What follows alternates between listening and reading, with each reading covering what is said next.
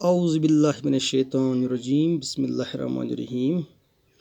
प्यारे तालिबात, class 9th girls high school Kalmabad education zone Mawar, अस्सलाम वालेकुम। आज मेरा जो टॉपिक है सब्जेक्ट मैथमेटिक्स में वो है क्वाड्रिलेटरल्स, जो ज्योमेट्री पोर्शन में आता है। पेज नंबर 173 आप अपनी टेक्स्ट बुक में निकालें।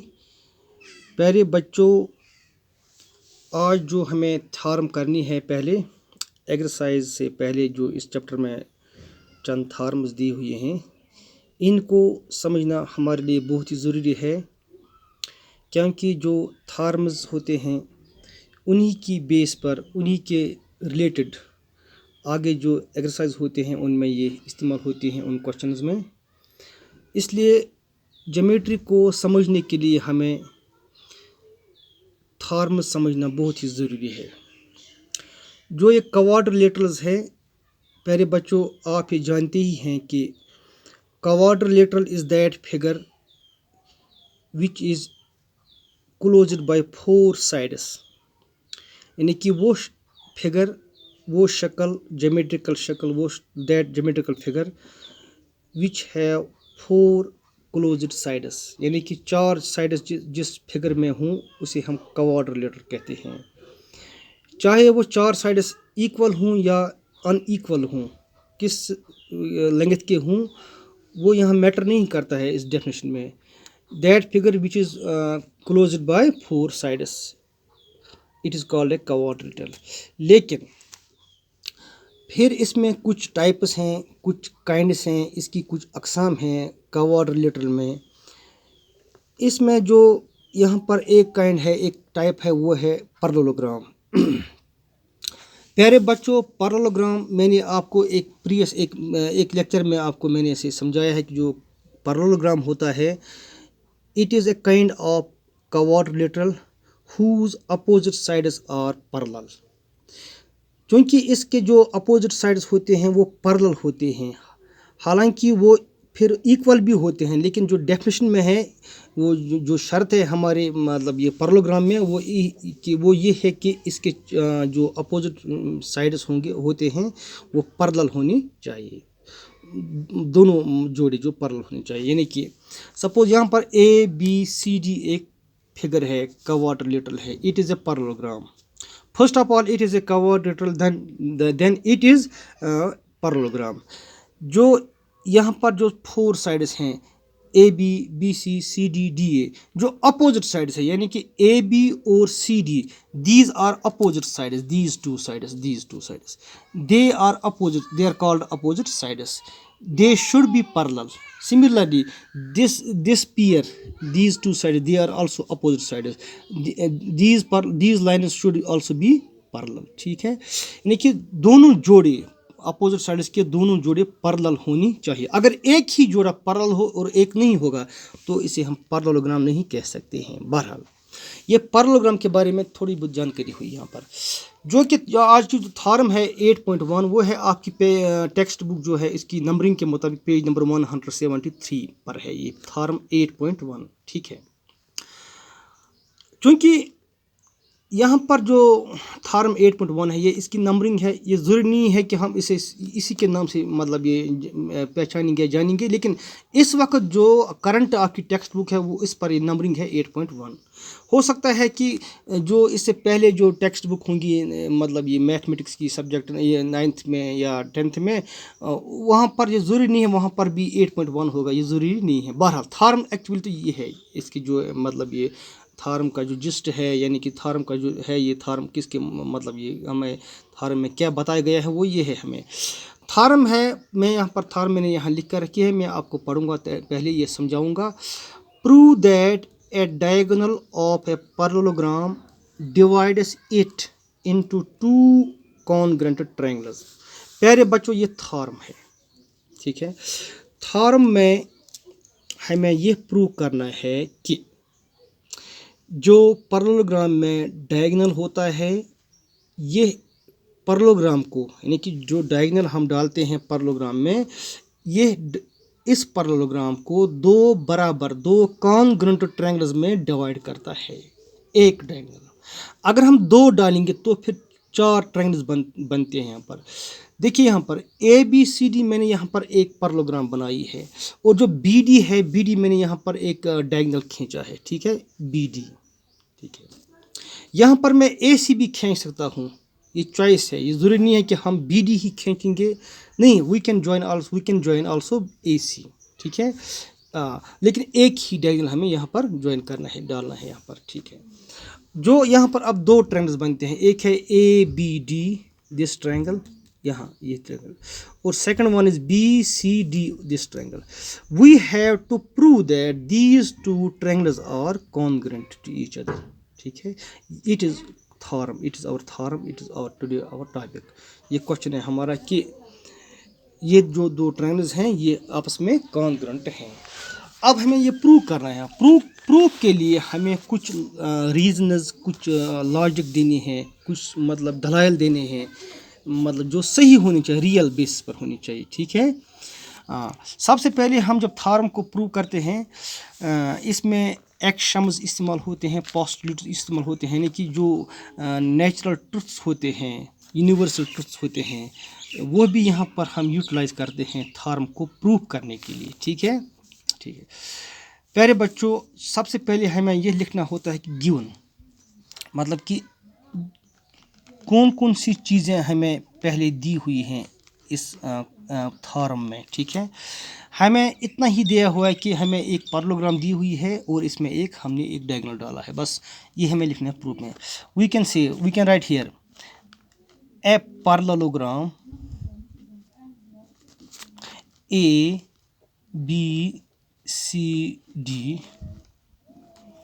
in which BD is its diagonal. BD is its diagonal, ठीक है।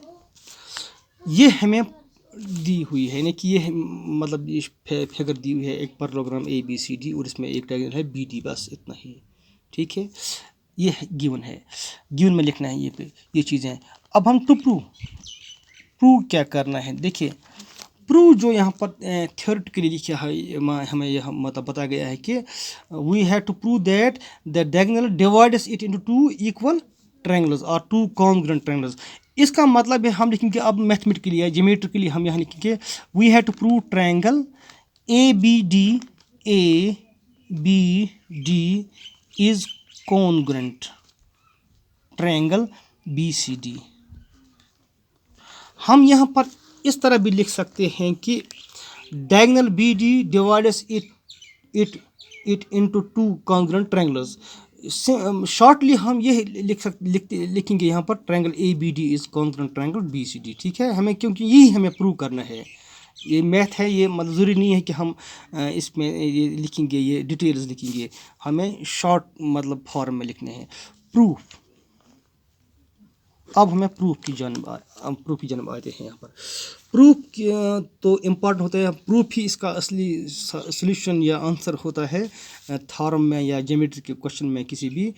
देखिए, सबसे पहले जब हम इन दो ट्रायंगल को लेते हैं, वी टेक दीज ट्रायंगल, हम लिखेंगे ऐसे in triangle ABD and triangle BCD।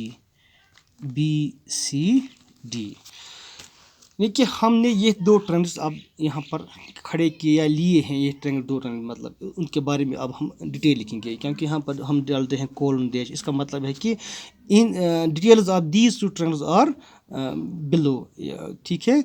यहाँ पर जो नीचे अब लिखेंगे ये इन्हीं दो ट्रायंगल्स के मुतालिक होगा ये डिटेल्स, ठीक है, ठीक है, शाबाश। प्यारे बच्चों, फिर हम आएंगे ये जो है ये पैरेललोग्राम का मतलब ही है कि इसके अपोजिट साइड्स पैरेलल होते हैं, जो मैंने अभी आपको बताया है, ठीक है। इससे आगे हम जाएंगे पहले थोड़ा बहुत कि जो लाइन्स होते हैं पैरेलल लाइन्स, ठीक है। ये आपने मतलब ये जो आपके जो नीचे वाले क्लास होते हैं, मतलब ये 8th 7th प्रीवियस क्लासेस, उनमें आपने लाइन्स के मुतल्लिक कुछ प्रॉपर्टीज़ पढ़ी होंगी। मैं आपको यहाँ पर फिर रिमाइंड करूँगा या रिपीट करूँगा या फिर दोहराऊँगा या बताऊँगा आपको फिर जो पैरेलल लाइन्स होते हैं इनमें कुछ प्रॉपर्टीज़ होती हैं, कुछ खुसूसियत, कुछ खूबियाँ होती हैं या कैरेक्टरिस्टिक्स होती हैं। पैरेलल लाइन्स, जब दो लाइन्स पैरेलल होते हैं और फिर जब उनके ऊपर हम कोई ट्रांसवर्सल डालते हैं, यानी कि वो लाइन सेगमेंट या वो लाइन जो इन दोनों पैरेलल लाइन्स को या दो से ज़्यादा पैरेलल लाइन्स होंगी उनको काटेगा, दैट इज़ कॉल्ड ट्रांसवर्सल। इसे हम कहते हैं और अंग्रेज़ी में ट्रांसवर्सल, उर्दू में इसे कहते हैं खत्ती कात्या, यानी कि वो लाइन जो इन दो पैरेलल लाइन्स को काटती हो। ठीक है, हम अब इसके लिए टर्म है ट्रांसवर्सल। ठीक है, जब लाइन्स पैरेलल होते हैं जो अल्टरनेट एंगल्स होते हैं, जब when more than two lines are parallel, ठीक है, जो अल्टरनेट एंगल्स होते हैं वो हमेशा इक्वल होते हैं। ठीक है, वो इक्वल होते हैं। इसके अलावा कॉरस्पॉन्डिंग एंगल्स भी इक्वल होते हैं। और भी कुछ प्रॉपर्टीज़ हैं, suppose sum of interior angles is 180। और भी कुछ चीज़ें हैं जो इनमें आती हैं इन प्रॉपर्टीज़ में। यहाँ पर हमें जो ज़रूरत है वो है अल्टरनेट एंगल्स की। देखिए यहाँ पर जब हम लेंगे ये line AD line segment this side AD और जो BC है, these two sides these are parallel lines. ठीक है, जो BD है, ठीक है, वो डायगोनल है क्योंकि ये फिगर में है internally, then this time it is diagonal. लेकिन जब हम इन लाइन्स को लेते हैं, यानी कि AD और BC को एज लाइन सेगमेंट में लेते हैं, ठीक है, इस वक्त जो ये साइड्स हैं जब इनको हम लाइन सेगमेंट्स में लेते हैं, सपोज हम ये फ़र्ज़ करें कि इस वक्त AB और CD नहीं है, सिर्फ ये है AD और BC और ये है इस तरह Z की शक्ल में, ये नीचे ये बीच में ये जो है ये एक ट्रांसवर्सल बनता है। यहाँ पर it acts as transversal, BD acts as transversal. तो जो ये एंगल होगा इस ट्रायंगल में ABD में, ये एंगल, और इस ट्रायंगल में जो ये एंगल होगा, these are alternate angles, they are equal because lines are parallel। हम लिखेंगे यहाँ पर एंगल ADB, इसका फुल नाम जो है angle ADB, it is equal to angle DBC, angle DBC। Bracket में हम लिखेंगे अल्टरनेट एंगल्स।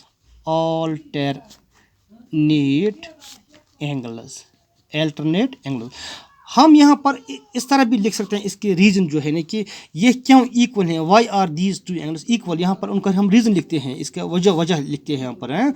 हम इस तरह भी लिख सकते हैं, when two lines are parallel then the alternate angles are equal.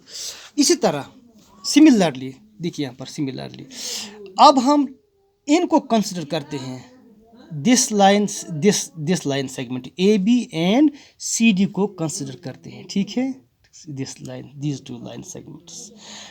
फिर BD फिर एक बार फिर यहाँ पर एज ट्रांसवर्सल काम करता है। ठीक है, तो इस ट्रायंगल का जो ये एंगल है और इस ट्रायंगल का जो ये एंगल है वो इक्वल होंगे ना इस तरह। सो हम लिखेंगे angle ABD is equal to angle BDC। यहाँ पर फिर एक बार लिखेंगे ब्रैकेट में अल्टरनेट एंगल्स। ठीक है, शाबाश। अब जो तीसरा जो कंडीशन है इसके लिए, क्योंकि हमें ये दो ट्रायंगल कॉन्ग्रुएंट बनानी है, जो हम तीसरा कंडीशन यहाँ पर रखते हैं या मतलब यह इस्तेमाल करते हैं या बताते हैं, वो है BD साइड जो है BD जो है वो कॉमन साइड है। BD इस ट्रायंगल में भी आता है, इस ट्रायंगल में भी, बीच में है, दरमियान में।